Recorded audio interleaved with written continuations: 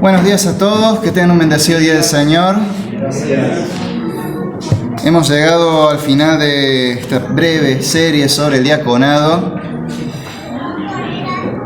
Hemos estudiado dos pasajes que nos hablan específicamente de este tema. El primero en Hechos capítulo 6, versículos 1 al 7, y el segundo en 1 Timoteo capítulo 3, versículos 8 al 13.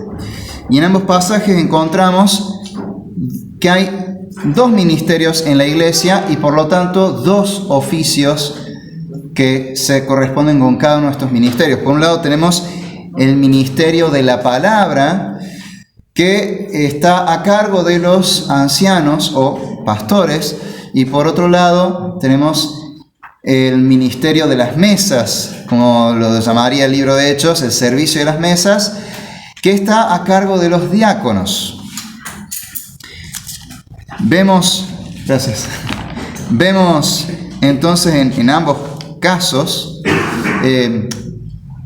bien definidos dos ministerios distintos, cada uno con dos oficiales o dos oficios bien específicos, cada uno con sus deberes específicos, sin entremezclarse o superponerse la responsabilidad de cada uno, y sobre todo encontramos los requisitos. La vez pasada, o hasta ahora hemos visto que los diáconos se dedican a el servicio de las necesidades físicas y materiales de la iglesia, mientras que los ancianos se encargan de servir la palabra de Dios, o sea, se encargan de servir a la iglesia espiritualmente a través de la enseñanza de las Escrituras y la oración. El ministerio de la palabra principalmente consiste en predicación expositiva, discipulado y consejería bíblica. El servicio de los diáconos, en cambio, tiene que ver con, primeramente, el servicio a los necesitados de las iglesias, de la iglesia, a los enfermos, las viudas, a las necesidades, a suplir las necesidades de cada miembro de la iglesia según lo que necesitan, y a la administración de los recursos de la iglesia precisamente para suplir esas necesidades de cada uno. Luego vimos los requisitos. Dios, como el Rey y Señor de su iglesia, a través de su Espíritu Santo, que inspiró las Escrituras, nos dejó muy en claro una orden, que la iglesia tiene la responsabilidad de buscar hombres idóneos para el diaconado, y los ancianos deben poner las manos sobre esos hombres para ordenarlos al diaconado, pero a la hora de elegir a estos diáconos hay que buscar ciertos requisitos. Hechos nos dice que deben ser personas llenas del Espíritu Santo, de sabiduría, de fe y de buen testimonio, y en el caso de Timoteo encontramos más requisitos que básicamente tienen que ver con reflejar a Cristo. Tienen que ser personas piadosas, que tengan un carácter cristiano, honestos, íntegros, irreprochables. Tienen que ser personas con dominio propio, que inspiren confianza, fundamentados en la sana doctrina, para que así su servicio sea adecuado, basado en las Escrituras y no basado en ideas que el mundo pueda tener, sino únicamente en lo que Dios ha establecido y ordenado a su iglesia. Vimos también que se contempla en la Biblia el caso de las diaconisas, mujeres que sirven especialmente a otras mujeres, pero ellas no están a cargo del diaconado, sino que son los hombres diáconos los que están a cargo de los ministerios del diaconado, y las diaconisas son mujeres diáconos que están sirviendo como colaboradoras de los diáconos varones, siendo supervisadas por estos y por los ancianos, y más que todo para poder servir a las mujeres de la iglesia en aquellas tareas donde por ahí los hombres no pueden tener una injerencia directa. Se ve que viene el cambio de clima. Qué bueno.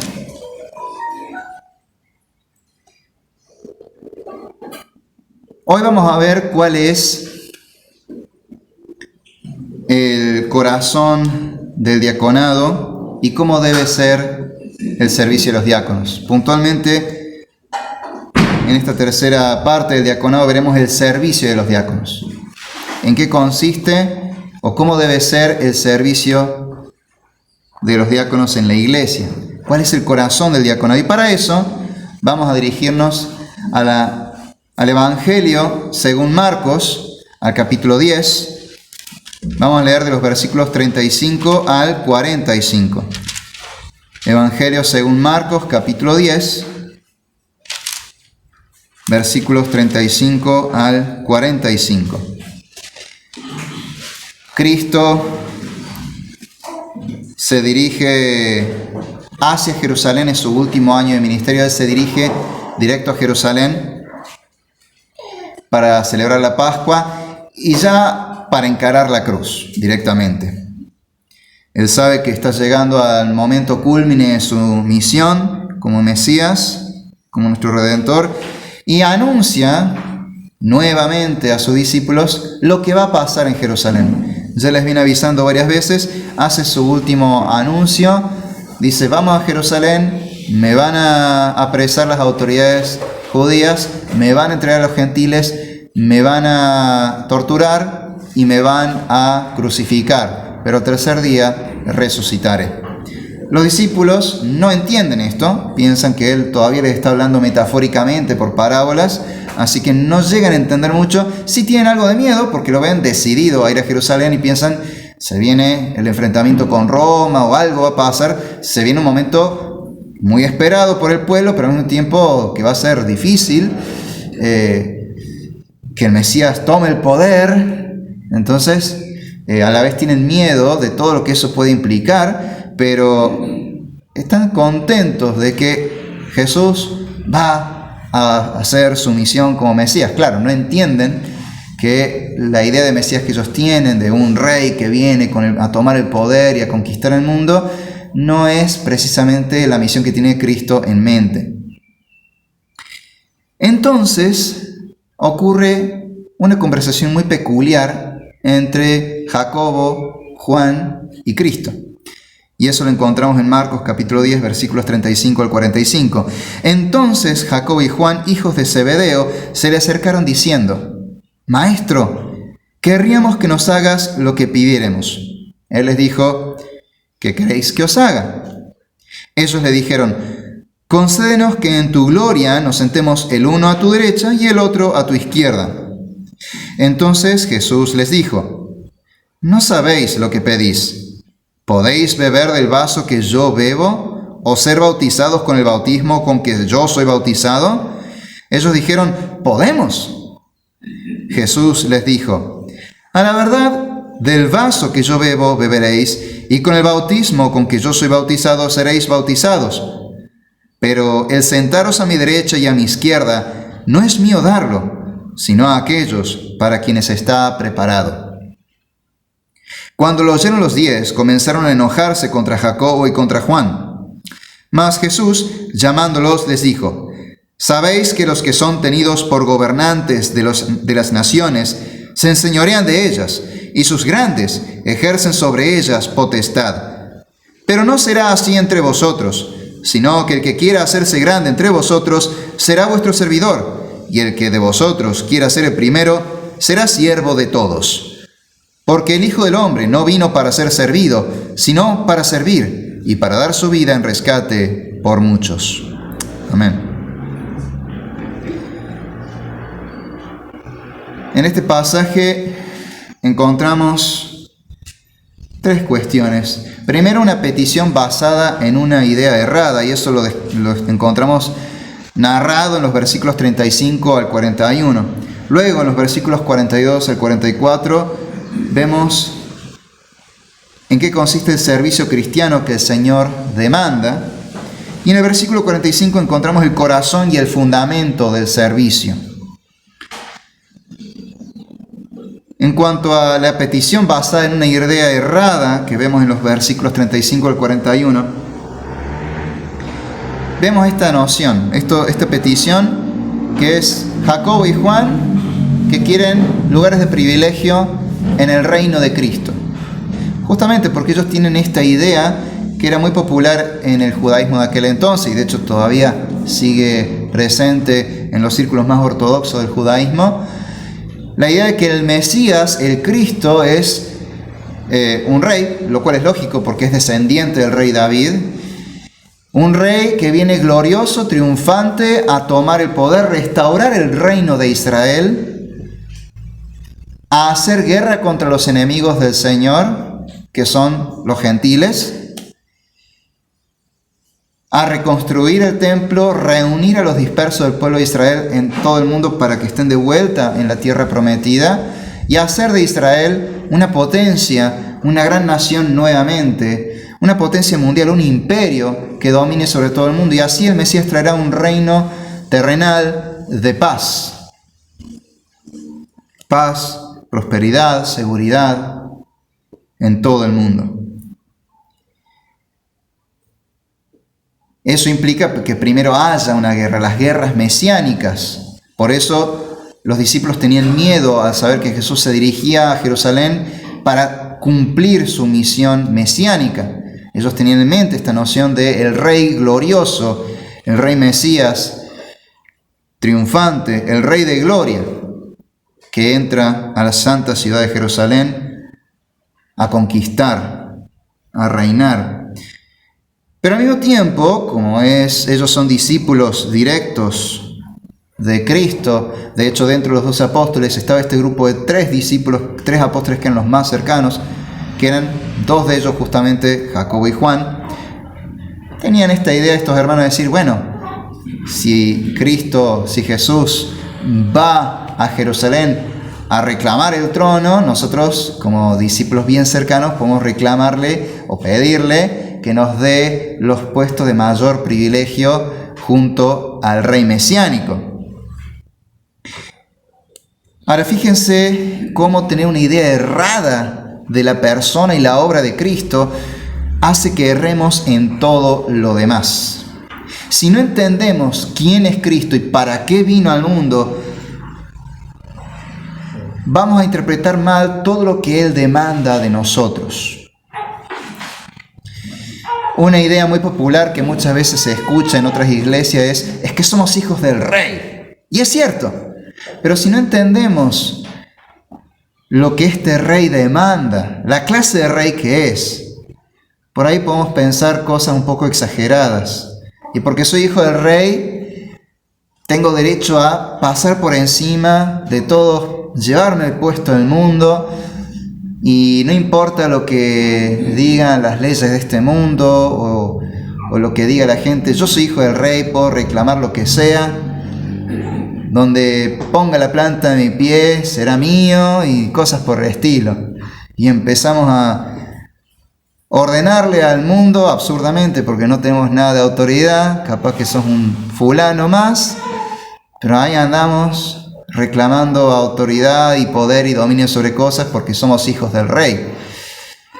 Y claro, ahí no estamos muy lejos de Jacobo y Juan o el judaísmo de entonces que esperaba un Jesús diferente, un Mesías diferente. Si tenemos la idea errada de Cristo, no entendemos la obra de Cristo, su persona, quién es, qué vino a hacer, después todo lo demás que el Señor nos manda en su palabra lo vamos a malinterpretar. Tener una idea errada de Cristo nos lleva a errar en todo lo demás. Ahora imagínense un diácono que no entiende lo que Cristo vino a hacer, lo que Cristo nos ordena, lo que Cristo requiere de los diáconos. Ese diácono va a errar en su ministerio, va a ejercer mal su diaconado. Entonces es crucial entender bien quién es Cristo y qué vino a hacer, para que en todo lo demás que nos toca a nosotros no erremos.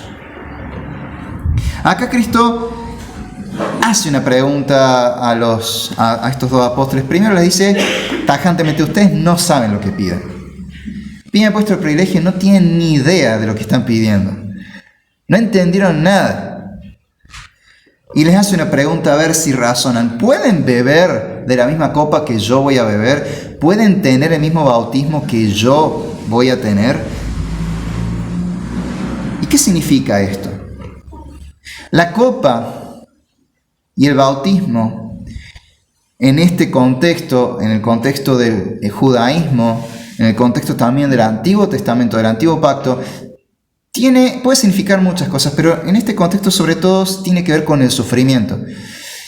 En la Biblia, por ejemplo, se habla de la copa de ira. ¿De dónde viene esta imagen? De la Pascua. En la Pascua judía se celebra aún hoy con 4 copas. Una de esas copas es la copa de las plagas de Egipto. Es la copa de la ira de Dios, que la beben aquellos que van a recibir el juicio de Dios. Ahora, Jesús va a ocupar el lugar de los pecadores en la cruz, va a morir en nuestro lugar, siendo justo y santo, o como cantamos recién, siendo justo y fiel. Él vino a morir por nosotros, ocupando nuestro lugar, ocupar el lugar de los pecadores, para beber de la copa de la ira, para recibir sobre sí mismo el juicio que corresponde a los pecadores. Por eso Él cargó con nuestros pecados y llevó todas nuestras dolencias. No vino a conquistar el mundo militarmente o políticamente o económicamente. Vino a conquistar el mundo venciendo al pecado, que es un opresor mucho más grande que cualquier potencia mundial. Pero para eso tenía que beber de la copa de la ira de Dios, sufrir el juicio de Dios. El bautismo también hace referencia al diluvio en los tiempos de Noé. Y el diluvio fue un juicio sobre los pecadores, sobre el mundo pecador. Entonces, lo que Él está diciendo a sus discípulos: ¿ustedes realmente creen que pueden padecer los sufrimientos que yo voy a padecer? Mi misión es otra. Es ocupar el lugar del pecador. Es sufrir el juicio de Dios. Es padecer la ira de Dios sobre el pecado. ¿Creen que ustedes pueden participar de ese sufrimiento?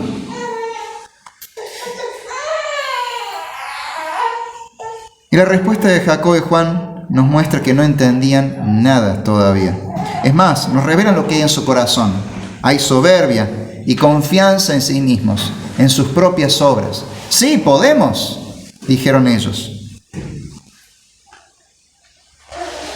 Creían que podían padecer los sufrimientos de Cristo. Claro, porque todavía tienen en mente ese reinado terrenal.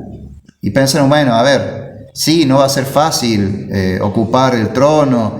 Está Roma acá, va a haber que expulsarlos, va a iniciar una guerra, el hecho de que te declares como Mesías. Obviamente va a haber sufrimiento, pero lo podemos pasar. Estamos con vos, sos el Mesías, está profetizado que vas a triunfar. Por supuesto que podemos pasar estas dolencias. Vamos a ser fuertes. No nos olvidemos que ellos fueron apodados por Cristo Boanerges, hijos del trueno, por su ímpetu, por su carácter fuerte, por su mal carácter en realidad. Ellos creían que lo podían todo. Sí, somos fuertes. Nadie se mete con nosotros y estamos con el Mesías. Menos se van a meter con nosotros. Por supuesto que podemos beber de la misma copa, pasar por el mismo bautismo, padecer tus sufrimientos, tus esfuerzos, tus dificultades. Podemos, nosotros. Lo que se veía era arrogancia. Se creían demasiado en sí mismos. Confían mucho en sí mismos. Se creían demasiado grandes, demasiado autosuficientes. Eso es soberbia. Un pecado que el Señor detesta. Pero no eran los únicos que tenían esta idea errada. Más adelante, en el versículo 41 dice que cuando lo oyeron los 10, o sea, los otros apóstoles, comenzaron a enojarse contra Jacobo y contra Juan.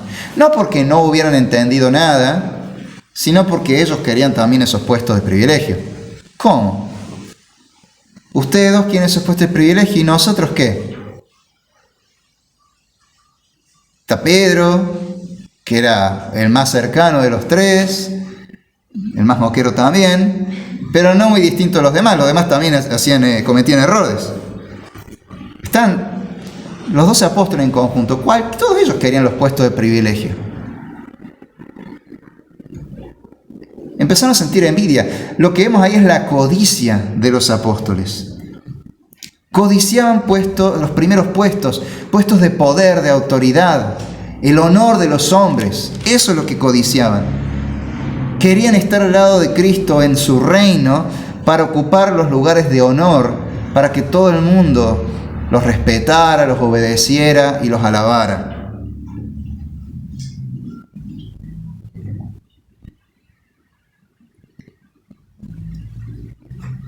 Y si lo pensamos bien, en realidad, este corazón que vemos en Jacobo, Juan y el resto de los 10 apóstoles, esa codicia, esa soberbia, esa confianza en sí mismos, no es el corazón de ellos solamente, es nuestro corazón. Es nuestra codicia, es nuestra soberbia, es nuestra confianza en nosotros mismos. Son nuestros pecados.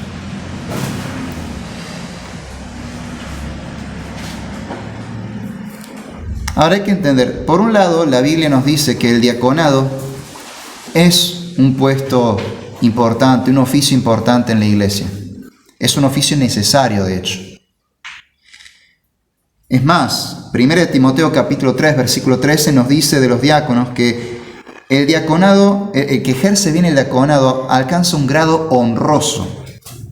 O sea que el servicio de los diáconos implica un honor, es un puesto honorable, es un servicio honorable. Pero es eso, es servicio. Debemos cuidarnos de la altivez, el orgullo, la soberbia, la vanagloria de la vida.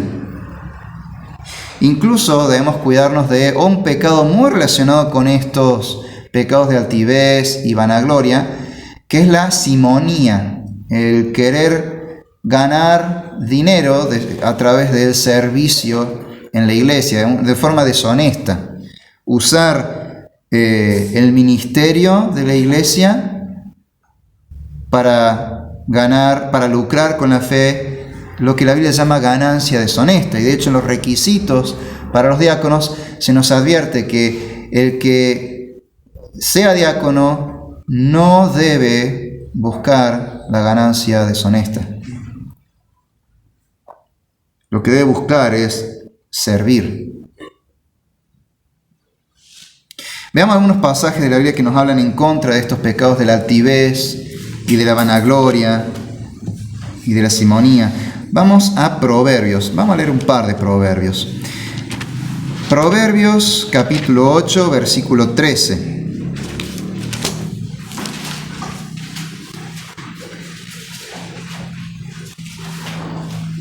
Proverbios 8:13 dice así: el temor de Jehová es aborrecer el mal, la soberbia y la arrogancia, y el mal camino y la boca perversa aborrezco.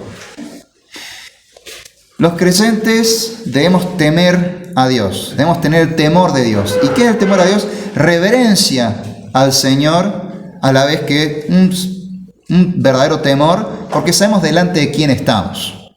Estamos ante el Rey de la creación. No estamos ante cualquier otra persona igual o inferior a nosotros. Estamos nada menos que ante el Rey de Reyes, el Señor de Señores, el Creador, nuestro Señor, nuestro amo, nuestro dueño, el Rey del universo, el Rey de la creación. Estamos ante la máxima autoridad que existe en el universo. Entonces tenemos temor porque sabemos que no hay que meterse con esa autoridad, porque esa autoridad tiene todo el poder y la autoridad para castigarnos, pero al mismo tiempo le tenemos reverencia porque es glorioso y respetable, y por los atributos del Señor, que sabemos que Él es amor y misericordia y compasivo y benévolo y benigno, y Él es nuestro Redentor. Entonces también le reverenciamos y le amamos y le adoramos por lo bello que es, por lo grandioso y magnífico que es, por lo que Él ha hecho por nosotros, a pesar de nosotros. Venir a redimirnos cuando no lo merecemos. Y si reverenciamos a Dios, si tenemos el temor de Dios, ¿cómo debemos vivir? Aborreciendo el mal, odiando el pecado. Y entre esos pecados, el Señor dice que Él aborrece la soberbia, la arrogancia, el mal camino y la boca perversa. El orgullo, la soberbia, la arrogancia, la altanería, es la raíz de cualquier otro pecado. Si nos fijamos, los pecados que podemos tener todos son o por orgullo o por rebeldía a Dios, pero la rebeldía a Dios se basa en que nos creemos mucho, orgullo al final. Entonces el orgullo, la soberbia, la arrogancia, la altanería, la altivez de los ojos es la raíz, la fuente de todos los demás pecados. El Señor aborrece este pecado. La soberbia, la arrogancia, el mal camino y la boca perversa aborrezco. Más adelante, en el capítulo 16, versículo 18, encontramos otra referencia a lo que el Señor dice sobre este pecado. Proverbios 16, 18.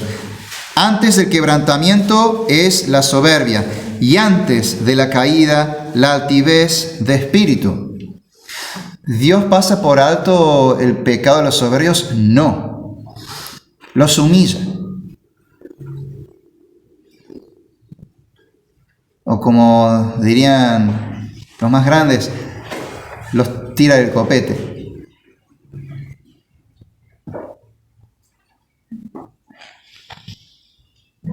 ¿Vieron en esas películas donde hay dos personas enfrentándose y siempre dicen, generalmente son las películas del lejano oeste, del viejo oeste, dicen, este pueblo es demasiado chico para los dos? A veces, por nuestro orgullo, queremos ocupar ese lugar donde en realidad corresponde que esté Dios. Y este mundo, este universo es demasiado chico para los dos. El único que puede ocupar la grandeza es Dios. El único digno de esa grandeza es Dios. Nosotros somos su creación. Es más, la Biblia dice que somos polvo, que somos como langostas, pequeñitos.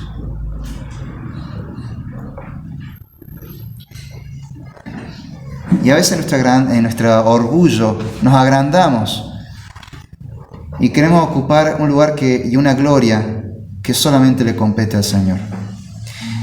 Y Él no tolera a los soberbios y hace justicia y humilla a los soberbios, a los altivos, los baja del copete.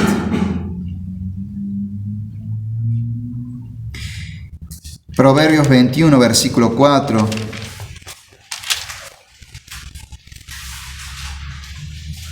También dice, altivez de ojos y orgullo de corazón y pensamientos de impíos son pecado.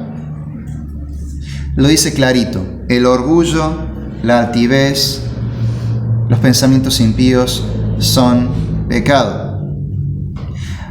A veces confundimos el orgullo con la dignidad.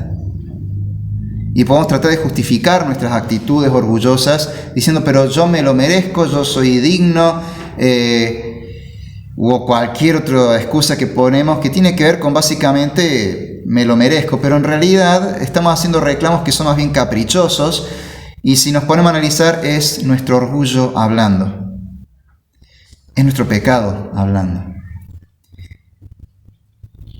El Señor al orgullo lo considera pecado y no debemos confundir el orgullo con la dignidad que corresponde a todo ser humano por estar hecho imagen y semejanza de Dios.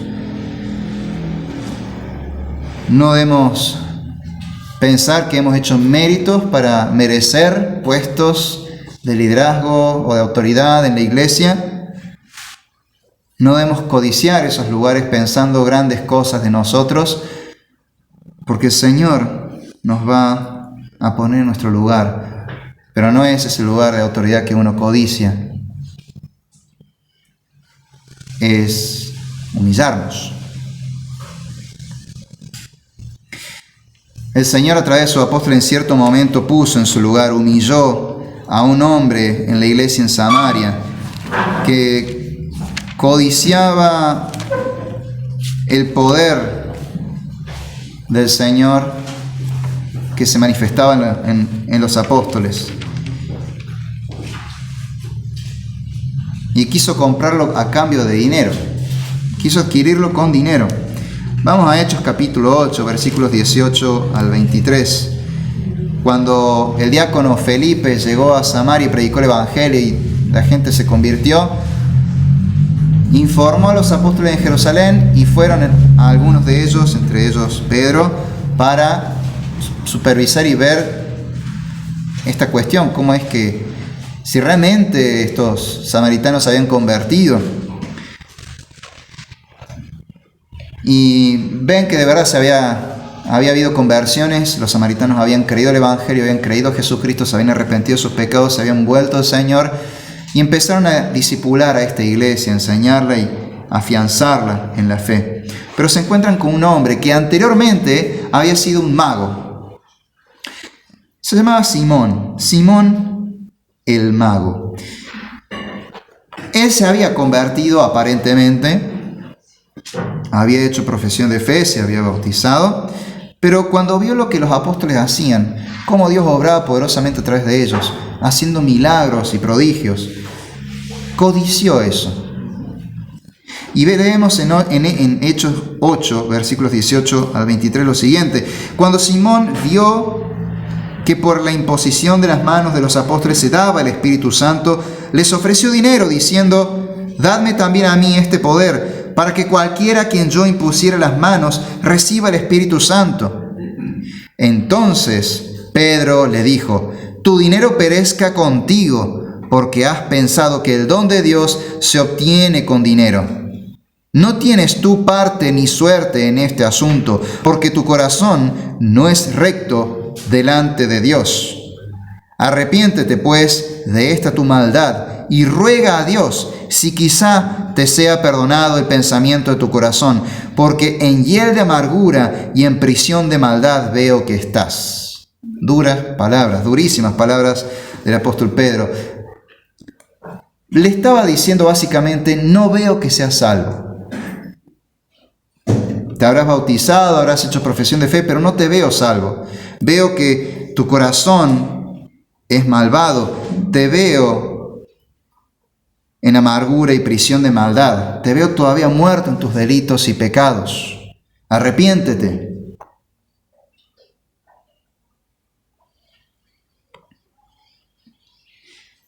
Pero ¿por qué Simón codiciaba este poder? Justamente por la grandeza o la admiración que despertaba en la gente. Él venía de ser un adivino, un mago, un hechicero, y con eso atraía la atención de la gente, haciendo el bien, entre comillas, a las personas, porque supuestamente los curaba o supuestamente les resolvía los problemas a través de la magia. Les prestaba un servicio a la gente, por así decirlo, pero al mismo tiempo lucraba con eso.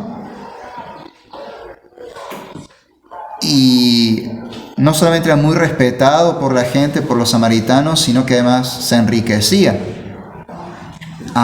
Él extrañaba ese poder que había dejado de tener cuando se convirtió a Cristo. De pronto había dejado la magia, había dejado de ejercer todos estos pecados de adivinación, todas estas falsas doctrinas y falsas prácticas que son pecado y que el Señor aborrece y que Él prohíbe en su ley. Pero cuando ve a los apóstoles que ellos realmente tienen poder, Él deseaba lo mismo. Y pensó que lo podía comprar, pero para su propia gloria, para sacar beneficio de ello. No es muy distinto Simón el mago a lo que fue Balaam, por ejemplo. Que él también hablaba en nombre de Dios, pero lucraba con eso. Y en todo el Nuevo Testamento se nos advierte contra falsos maestros que buscan lo mismo. Ahora, este hombre quería eso, lucrar con la fe, una ganancia deshonesta. Por eso quería el poder que Dios manifestaba en sus apóstoles. Y eso dejaba de manifiesto lo que había en su corazón, ese orgullo, esa soberbia, ese deseo de gloria y lucrar con la fe, el deseo por la ganancia deshonesta.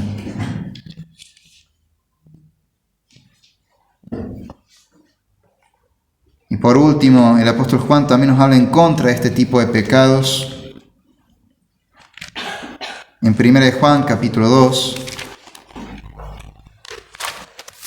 versículos 15 al 17. 1 de Juan, capítulo 2, versículos 15 al 17, dice así: no améis al mundo ni las cosas que están en el mundo. Si alguno ama al mundo, el amor del Padre no está en él. Porque todo lo que hay en el mundo, los deseos de la carne, los deseos de los ojos y la vanagloria de la vida, no proviene del Padre, sino del mundo.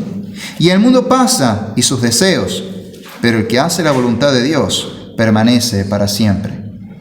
Acá se nos habla de no desear vivir como el mundo caído, en ese sistema complejo que usa Satanás para regir sobre las mentes y las vidas de las personas que todavía están muertas en sus delitos y pecados.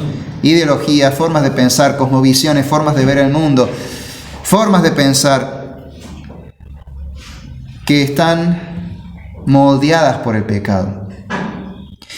Y el mundo nos ofrece lo pecaminoso como algo importante, algo que todos deben tener, algo que los mejores tienen. Y nos ofrece el deseo de los ojos, los deseos de la carne y la vanagloria de la vida. Y quiero enfocarme en la vanagloria de la vida. Justamente uno busca una gloria vana cuando se centra en su propio orgullo.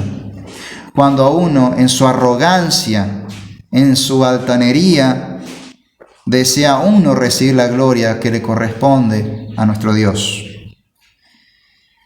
Y muchas veces esa vanagloria de la vida se manifiesta cuando buscamos los primeros puestos, los puestos de honor, los puestos de poder, que es lo que pasó con estos apóstoles Jacobo y Juan, que querían lugares de privilegio junto al Señor. Es lo que quería Simón el Mago, cuando quería ese poder para lucrar y ser admirado por todos, y ejercer autoridad y dominio sobre los demás. Es buscar la vanagloria de la vida. Y a veces podemos caer en este pecado al buscar servir en la iglesia en los puestos visibles. Y puede pasar que algunos digan: yo quiero ser pastor o quiero ser diácono, porque está buscando la vanagloria de la vida. Busca los privilegios, los puestos de autoridad, busca figurar, ser respetado y tener poder sobre los demás. Es tener una idea errada de qué consiste esos oficios, porque tiene una idea errada de Cristo. Pero cuando entendemos a Cristo y lo que vino a hacer, de pronto entendemos que los oficios de los pastores, o como estamos hablando en este tiempo especialmente de los diáconos, no tiene que ver con la autoridad o el poder o el dominio o el honor o la gloria de este mundo.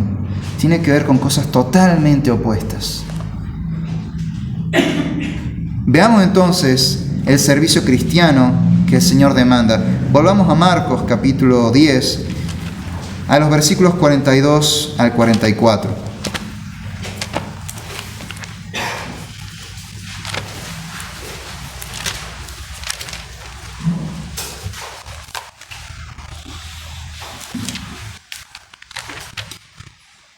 Marcos 10, versículos 42 al 44. Mas Jesús, llamándolos, les dijo: sabéis que los que son tenidos por gobernantes de las naciones se enseñorean de ellas, y sus grandes ejercen sobre ellas potestad.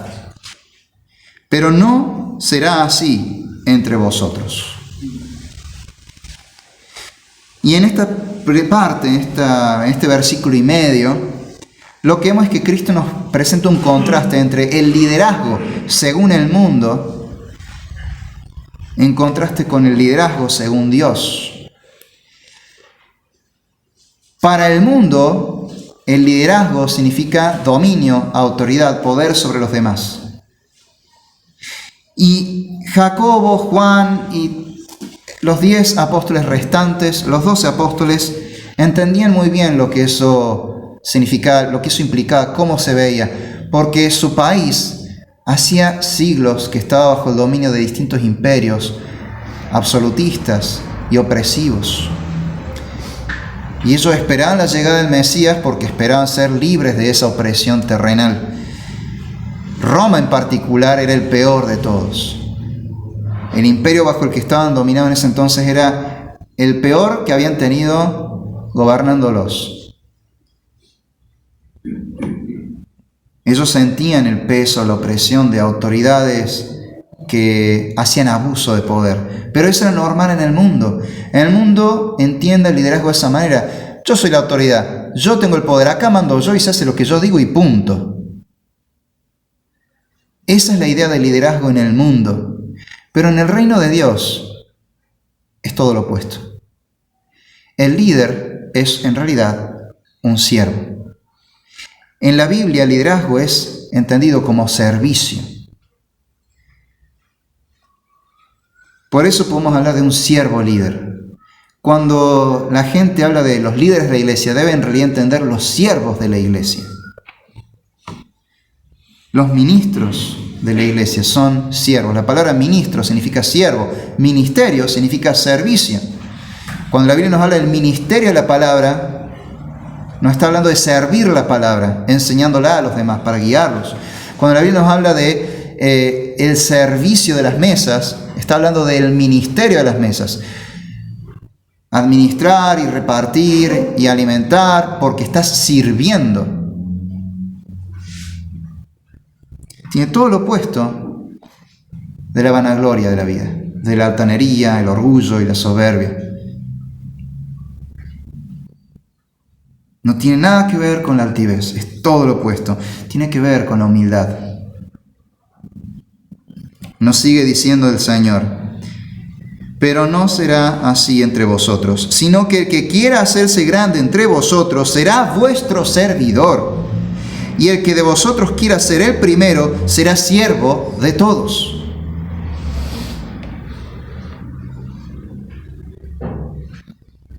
Dios demanda que seamos siervos. Y esto es algo que en realidad el Señor se lo demanda a todos los cristianos.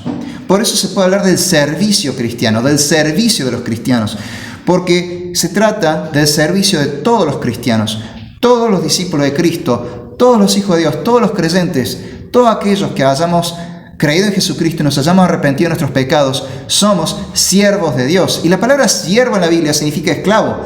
Más de una vez el apóstol Pablo tiene que explicarle a las iglesias que él ejerce su apostolado como un esclavo de Cristo y se presenta como: yo, Pablo, siervo de Cristo, esclavo de Cristo. De hecho, hay un libro acá en la biblioteca que explora ese tema. Es un libro de John MacArthur, si mal no recuerdo, que se llama Esclavo. Y explica esto. Siervo de Cristo significa ser un esclavo de Cristo. Todos los cristianos somos siervos de Cristo. Por eso le decimos Señor. Es nuestro amo. No es Señor por respeto de ¿cómo le va, Señor? ¿Puede decírmelo ahora? Es oh Señor, amo, mi jefe, el dueño de mi vida, mi Señor. Él es nuestro amo, a eso se refiere con nuestro Señor. Cristo es nuestro Señor. Y si a Cristo lo llamamos Señor, entonces nosotros somos sus siervos, entonces nosotros debemos obedecerlo. Todos los cristianos somos siervos de Cristo. Somos sus esclavos y debemos obedecerle. Él es nuestro amo y nuestro rey. Y Él reina sobre toda nuestra vida. Y debemos rendir cada día, cada área de nuestra vida. Porque todavía hay espacios en nuestra vida donde nosotros seguimos orgullosos, tratando de llevar las riendas, pero hay que entregar las riendas al Rey, a Cristo. Él debe ser el Señor de todas las áreas de nuestra vida. Él nos compró por el precio de su sangre. Le pertenecemos a Él. No somos dueños de nosotros mismos. El mundo dice: mi cuerpo, mi decisión, mi libertad. Dios dice: no, tu cuerpo me pertenece, tu vida me pertenece. Yo la compré con la sangre de mi Hijo. Le pertenecemos a Él. Y el Señor nos dice que debemos presentar nuestros miembros en servicio a la justicia, en servicio a Cristo, al Señor. ¿Cómo? Obedeciendo sus mandamientos, obedeciendo su palabra. Cada día, en todo tiempo y en todo lugar. Todos los cristianos debemos servir. Y el Señor nos ha dicho que Cristo nos ha hecho libres, pero que no usemos la libertad como una ocasión para la caída, como una excusa para pecar, sino para servirnos por amor los unos a los otros. Nuestra libertad es la oportunidad de poder servirnos en amor los unos a los otros, como Dios manda. Cuando Él ha dicho: amarás al Señor tu Dios con todo tu corazón, con toda tu alma y con todas tus fuerzas, y amarás a tu prójimo como a ti mismo. Si amamos a Dios, debemos amar a nuestro prójimo y debemos servirnos por amor los unos a los otros en la iglesia. Y como dice 1 Juan, quien no ama a su hermano, entonces no ama a Dios. Si yo digo que amo a Dios, debo amar a mis hermanos y servirles en amor. Ese es el servicio de todo cristiano. Y esa es la base, ese es el ejemplo que deben poner tanto los ancianos como los diáconos en la iglesia. Entonces el diácono, y hablando ahora puntualmente del diácono, debe ser un siervo, debe tener el corazón de un siervo. No debe aspirar al diaconado nadie para tener el poder o la autoridad o el honor y el respeto a los demás, para que vean que estoy sirviendo en la iglesia. No. Debe ser el corazón de un siervo. El siervo sabe que su amo no lo va a aplaudir delante de los demás. El siervo sabe que debe cumplir con sus deberes.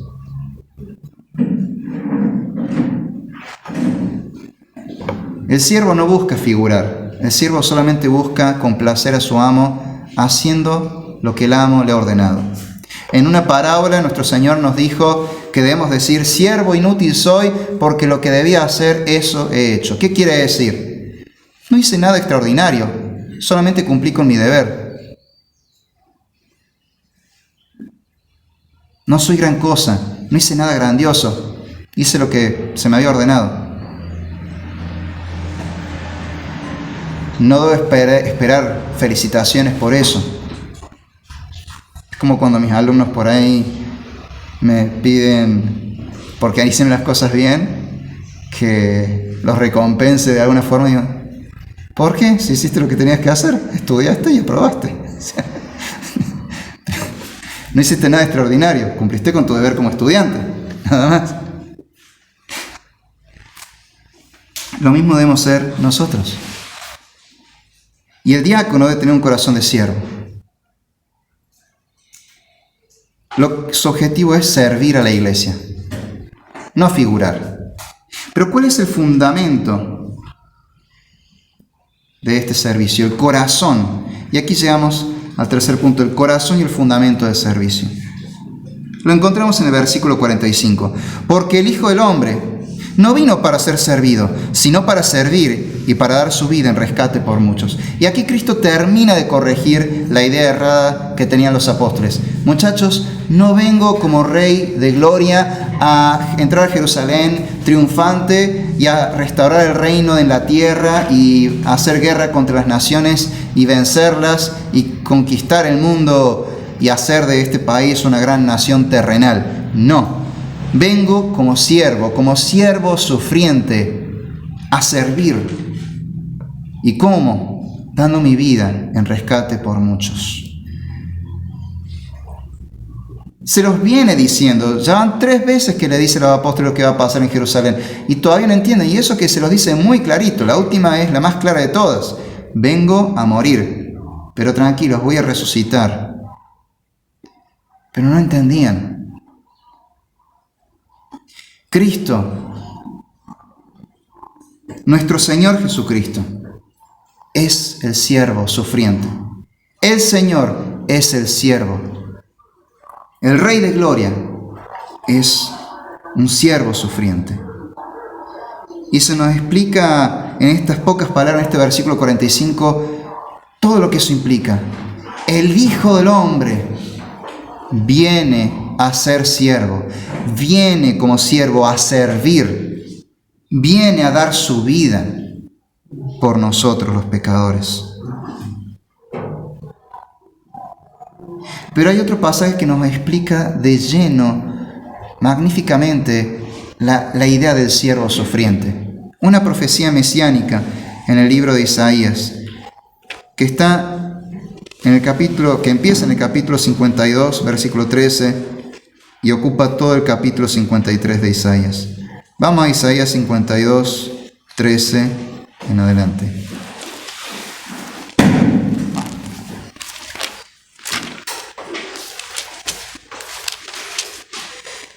Así dice este cántico del siervo sufriente. He aquí que mi siervo será prosperado, será engrandecido y exaltado, y será puesto en muy alto. Es un siervo que va a ser glorificado, pero es un siervo. Y miren cómo es que él es exaltado, a través de la humillación, a través del servicio. Cómo se asombraron de ti muchos, de tal manera que fue desfigurado de los hombres su parecer, y su hermosura más que la de los hijos de los hombres. Así asombrará a él a muchas naciones. Los reyes cerrarán ante él la boca, porque verán lo que nunca les fue contado y entenderán lo que jamás habían oído. ¿Quién ha creído nuestro anuncio? ¿Y sobre quién se ha manifestado el brazo de Jehová? Subirá cual renuevo delante de él, como raíz de tierra seca. No hay parecer en él ni hermosura. Le veremos, mas sin atractivo, para que le deseemos. Despreciado y desechado entre los hombres, varón de dolores, experimentado en quebranto, y como que escondimos de él el rostro, fue menospreciado y no lo estimamos. Ciertamente llevó él nuestras enfermedades y sufrió nuestros dolores, y nosotros le tuvimos por azotado, por herido de Dios y abatido. Mas él herido fue por nuestras rebeliones, molido por nuestros pecados. El castigo de nuestra paz fue sobre él, y por su llaga fuimos nosotros curados. Todos nosotros nos descarriamos como ovejas, cada cual se apartó por su camino. Mas Jehová cargó en él el pecado de todos nosotros. Angustiado él y afligido, no abrió su boca. Como cordero fue llevado al matadero, y como oveja delante de sus trasquiladores, enmudeció y no abrió su boca. Por cárcel y por juicio fue quitado, y tu generación, ¿quién la contará? Porque fue cortado de la tierra de los vivientes, y por la rebelión de mi pueblo fue herido. Y se dispuso con los impíos su sepultura, mas con los ricos fue en su muerte, porque nunca hizo maldad, ni hubo engaño en su boca. Con todo eso, Jehová quiso quebrantarlo, sujetándole a padecimiento. Cuando haya puesto su vida en expiación por el pecado, verá linaje, vivirá por largos días, y la voluntad de Jehová será en su mano prosperada. Verá el fruto de la aflicción de su alma, y quedará satisfecho. Por su conocimiento justificará a mi siervo justo a muchos, y llevará las iniquidades de ellos. Por tanto, yo le daré parte con los grandes, y con los fuertes repartirá despojos. Por cuanto derramó su vida hasta la muerte, y fue contado con los pecadores, habiendo él llevado el pecado de muchos, y orado por los transgresores. Él es el siervo sufriente. Él vino a sufrir el castigo que nosotros merecíamos. Él vino a cargar nuestros pecados, a sufrir el juicio que nos correspondía a nosotros. Ese fue su servicio a nosotros. Fue despreciado, fue rechazado, Fue apresado, fue enjuiciado injustamente y por último fue condenado a la muerte, crucificado y sepultado. Pero el justo, este siervo justo que es Jesucristo nuestro Señor, como nunca hubo engaño en su boca, como nunca cometió pecado, la muerte, que es la paga del pecado, no tuvo dominio sobre él, no lo pudo retener, y al tercer día resucitó.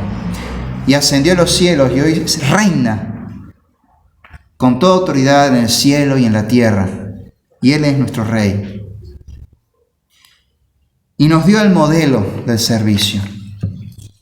Nos dice, este Dios, Rey eterno, que se hizo hombre, se hizo siervo y se humilló hasta la muerte y muerte de cruz, fue exaltado y nos dio su servicio, su vida como modelo. Él quiere que nuestro servicio sea en imitación a su servicio. Por eso sí, le dijo a los apóstoles, ustedes beberán de mi copa y tendrán el mismo bautismo que yo. Sí van a padecer como yo. Van a padecer el desprecio del mundo a causa del Evangelio. Incluso algunos padecerán la muerte como mártires, como testigos de Cristo. Sí, van a beber de mi copa y van a recibir mi bautismo. Van a padecer los mismos sufrimientos que yo, si son siervos como yo. ¿Por qué debemos ser siervos? ¿Por qué los cristianos debemos servirnos unos a otros? ¿Por qué el diácono debe ser siervo de la iglesia? ¿Por qué el diácono debe tener un corazón de siervo? Porque el Hijo del Hombre, siendo Dios, siendo Rey, siendo eterno, no vino para ser servido como tal, sino que se hizo hombre, se hizo siervo y vino a morir. Él vino para servir y para dar su vida en rescate por muchos. Y esta expresión, en rescate por muchos, es una expresión típica hebrea que se refiere a la totalidad del pueblo escogido. Cristo vino en rescate de todo su pueblo escogido. No hay ni uno que pueda ser arrebatado de sus manos, que pueda perderse. El Señor, la noche que fue entregado en el huerto de Getsemaní, oró por nosotros como sumo sacerdote que es, según el orden de Melquisedec, y Él oró diciendo, Padre, de los que me diste no he perdido ninguno.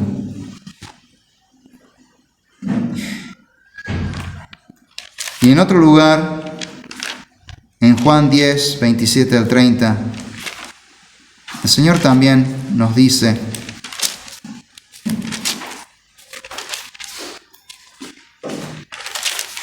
cómo Él viene a rescatar a su pueblo y nadie puede perderse, porque tenemos un Salvador eficaz. Juan 10, 27 al 30. Mis ovejas oyen mi voz y yo las conozco y me siguen, y yo les doy vida eterna y no perecerán jamás, ni nadie las arrebatará de mi mano. Mi Padre que me las dio es mayor que todos y nadie las puede arrebatar de la mano de mi Padre. Yo y el Padre uno somos. Él vino en rescate por todo su pueblo escogido y nadie puede arrebatarnos de las manos del Señor. Nadie puede separarnos del amor de Dios que es en Cristo Jesús, nuestro Señor. El Hijo del Hombre vino como siervo sufriente a dar la vida por nosotros. Y como es un Salvador eficaz, la salvación que Él nos da es suficiente. No necesitamos de nuestros méritos, no necesitamos ganar la salvación, no necesitamos confiar en nuestras buenas acciones, o en nuestra sabiduría, o en nuestra mucha teología. Solamente debemos confiar en Cristo y en su obra. Y esa salvación que Él nos promete está garantizada por su resurrección. Y si Él venció, no hay nada que pueda vencerle. Nada puede separarnos del amor de Dios. Si nos hemos arrepentido de nuestros pecados y hemos creído a Jesucristo, entonces de verdad somos salvos y no podemos perder la salvación. El pecado podrá acecharnos todas las veces que quiera, pero en Cristo estamos a salvo, estamos seguros.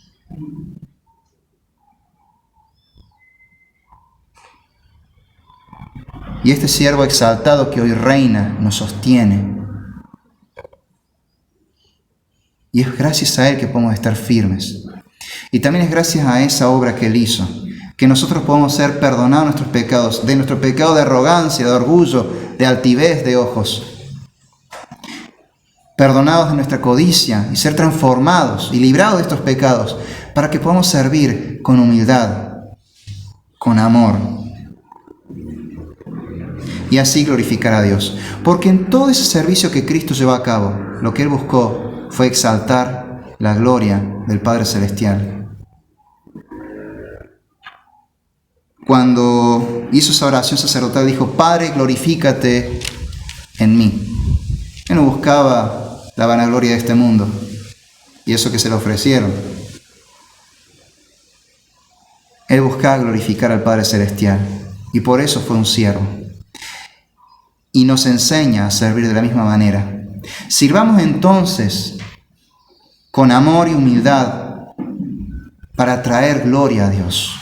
Ese es el corazón del diácono y de todo siervo de la iglesia, de todo cristiano. Ese es el fundamento. Cristo, el siervo sufriente, es el fundamento y debemos servir como Él sirvió. Y cuando busquemos diáconos, debemos buscar gente con ese corazón, que esté dispuesto a servir a sus hermanos con humildad, con amor, para la gloria de Dios y para edificar a su iglesia.